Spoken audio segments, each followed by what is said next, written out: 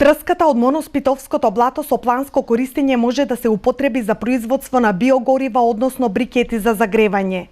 На ова апелира представници на германската делегација од федералната држава Долна Саксонија, кои го посетија овој природен ресурс кој се протега на околу 500 хектари.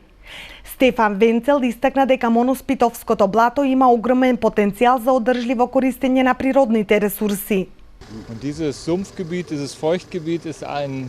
Во поглед на заштита на човековата околина, ова мочуриште има голема улога, е многу важно.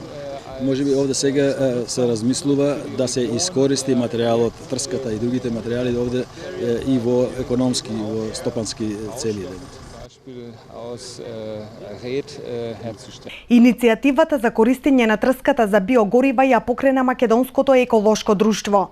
Општина Босилово застана за реализација на проектот кои ќе бидат во функција на жителите од Моноспитово и Бориево, бидејќи анализите покажале дека со трската ќе може да се загреваат двете села.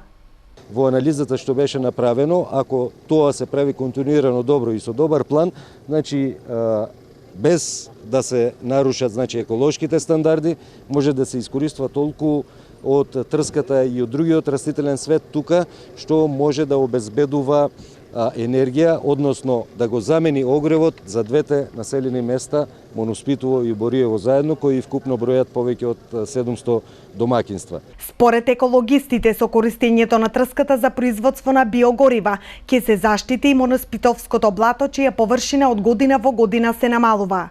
Поддршка за искористување на потенцијалите и за заштита на едно од последните мочуришта во земјава, најавија и владата на германската федерална држава Долна Саксонија.